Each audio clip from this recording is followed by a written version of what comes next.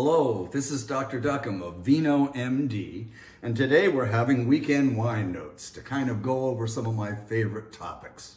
Today what I'd like to talk about is the pairing of good wine to good food. Pairing of wine to food is very important, and as a matter of fact, I've been in the Professional Wine Society of Santa Clara County Valley for 30 plus years, and that's when each member has to pair the perfect wine with the perfect course and end up with a perfect pairing or the perfect marriage. It's kind of difficult, but it has a lot of fun to it.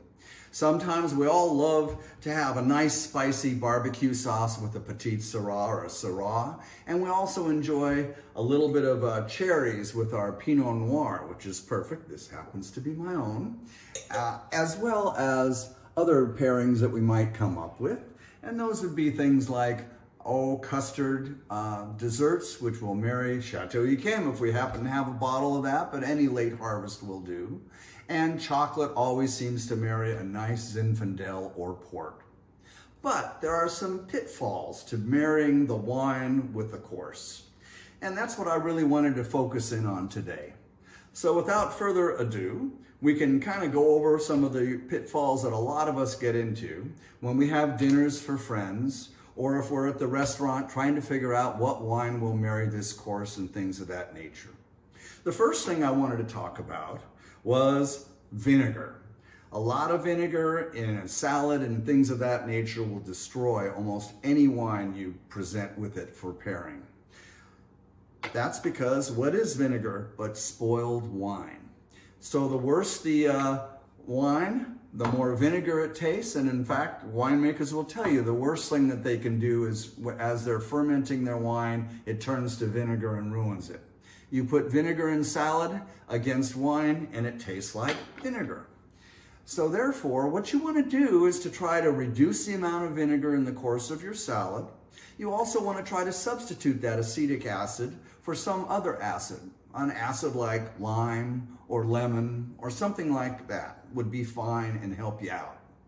Next on our list is, what do we do about olives in the course?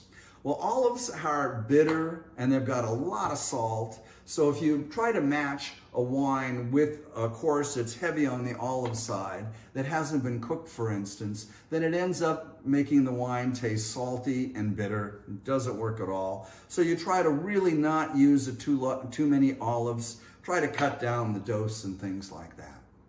Next is what we're talking about would be bitter veggies. You know, we love our veggies, and I love some of these veggies, but they don't work very well with wines. For instance, an artichoke ends up pairing that wine and making it usually bitter, just like an artichoke can be, and can destroy the wine.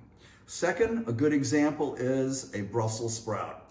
Trying to get a Brussels sprout that's not bitter is really difficult, and usually will destroy the wine as well and make it taste bitter. Asparagus is another example of a food and in a course on your wine that just doesn't pair and marry very well to wine because the wine ends up tasting like asparagus. So those are categories that can form some pitfalls as well. And then there's the too spicy category, or your garlic. We all like garlic, but too much of a good thing will also destroy the wine. That also goes for onions and shallots and things of that nature. So oftentimes they'll want to tune down that garlic so that it won't overtake the wine and end up with a ruined pairing. If you do have a lot of garlic, also the Listerine will ruin the flavor of the wine as well. So these are just some advice in terms of what to avoid with the pitfalls of marrying a good wine. We don't want it to turn into a divorce with the wine and the course. This is Dr. Duckham toasting you. Have a good weekend.